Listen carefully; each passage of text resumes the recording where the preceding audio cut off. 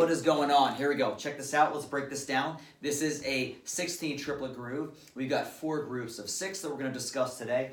The first part we're really going to look at is the idea of the sticking. So before we really deeply dive into kind of how the kick pattern fits into this, let's just look at the sticking. Because even without the kick, we can kind of go through this and talk about the sticking, and that doesn't affect or really change anything. In fact, what's really cool is towards the end of this, we can discuss how we can do a lot more with the kick and really jazz this up and kind of move this around the kit and orchestration. So let's start basic real quick. So we've got is something to recognize that'll kind of make it easier to mentally go through with this, is that a lot of, in fact, most of the times that you're going to play your left hand, it's going to be ghosting on the snare drum. In fact, even if you watch and kind of paid attention to how this was orchestrated throughout watching this, or if this is your second or third time watching it, you'll see that even when I go up to the hi-hat, I'm still kind of ghosting with my left hand. I'm not playing super low ghost dynamic, but everything the left hand is doing is pretty low tone, with the exception of on the 2, where we bring out the accent, and then on the 4, we really accent with the right hand because we switch things up. So anyway, so let's look at the sticking itself. I had a conversation recently about every really variation of a 6-stroke rudiment really doesn't necessarily have to have a name per se. I like to give them names because it kind of makes it easier to think about it. So we're going to look at this one, even though it's not officially a dubbed name. We're going to look at the first grouping of 6 as a para-inverted paradiddle. If you ever watched any of my videos before, I've kind of mentioned this in the past. So what a para-inverted paradiddle is, well, essentially we're going to look at an inverted paradiddle. If you're not familiar with those, it is a single stroke followed by a double stroke and then a single stroke, and it allows us obviously to alternate like other paradiddles. Then we'll follow the other hand with a single, a double, and a single. So essentially what we're going to do is think in terms of right, left, left, right, left, right, right, left. Okay? When I say a para-inverted paradiddle, I'm adding an extra single stroke set at the beginning. Your para, think in terms of paradiddle, right? So at the beginning of this, I'm going to play right, left as that para, and then the inverted paradiddle, right, left, left, right. So together it's right, left, right, left, left, right. And what I'm going to do is I'm going to play that between the hi-hat and the snare drum. So I'm going to play right, left, right, left, left, right. So I've got my snares off so I can kind of keep this low tone and talk through it, just if this is the first time you're watching one of my videos. All right, the second part of this, what I'm going to do is I'm going to play a double paradiddle. Now, I'm ending that first group of 6 on my right hand, right, left, right, left, left, right. So now I can, with my right hand. Now I can follow up and play a left hand lead, and I'm going to play a double paradiddle, and I'm going to accent the first stroke of that because it falls in the snare and allows me to bring out and pop that beat 2 within this groove and kind of make this essentially a 2/4 groove, even though we're doing a lot more with it.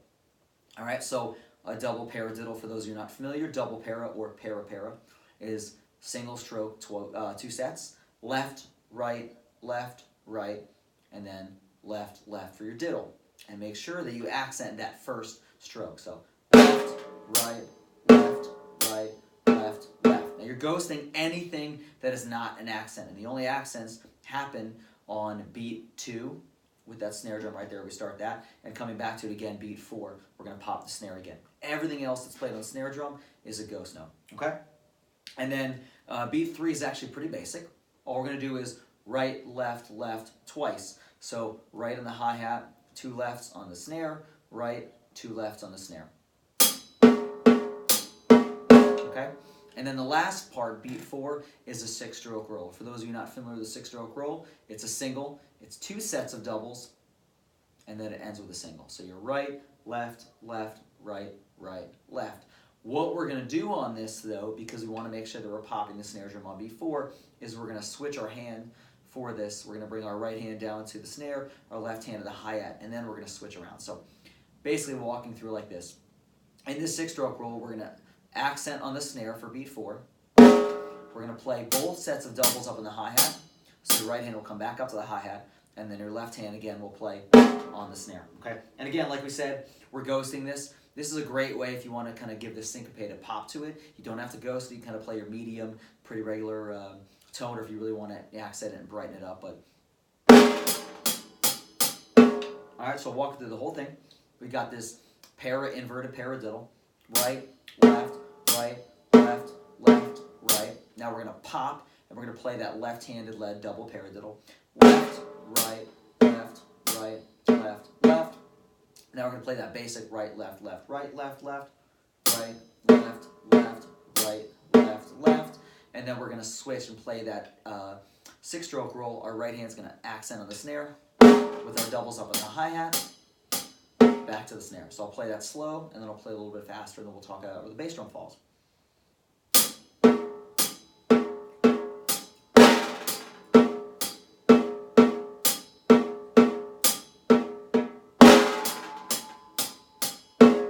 let's bring it real slow so you can kind of follow through with that.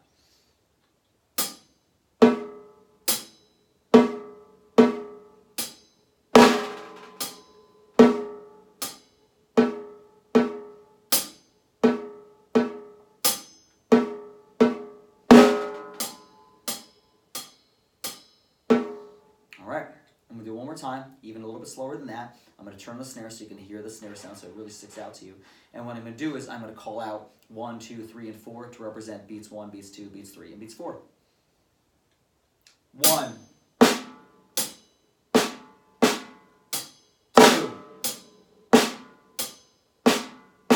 3, 4, 1,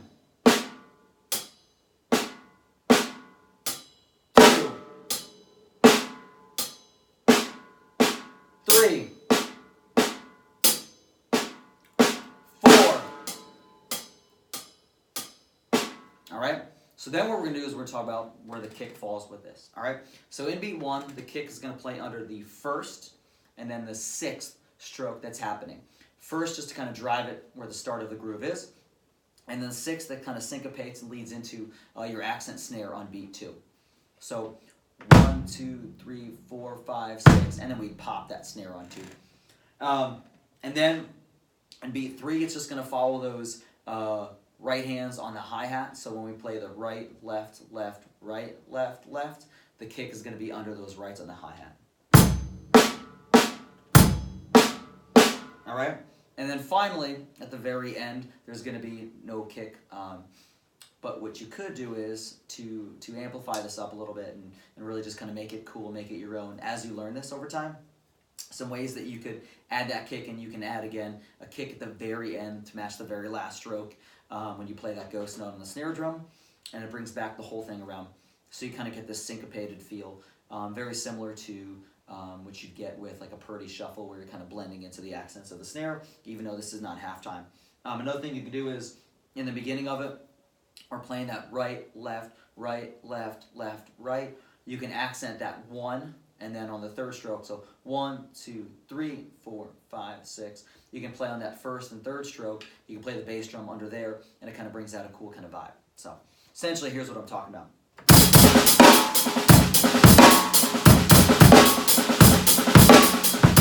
Okay, that's not the groove we're playing, that's kind of a way to kind of go through.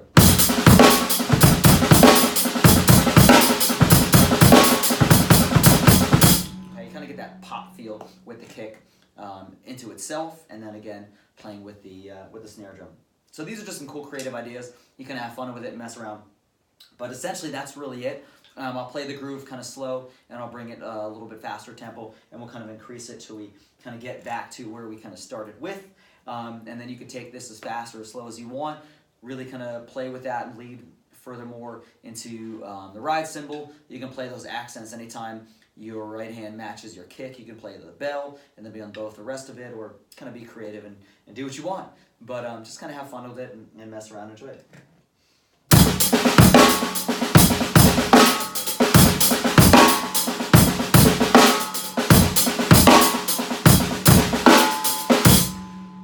Okay. Also to mention, you can also kind of slash the the hi-hat and kind of crash it in and vamp it up with some accent. So anyway, just more ideas, but have fun and play with it.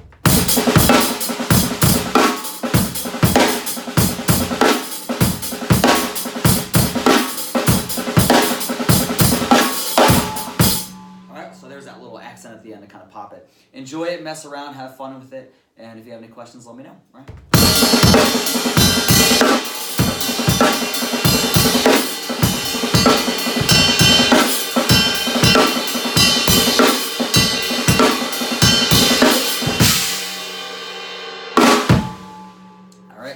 time.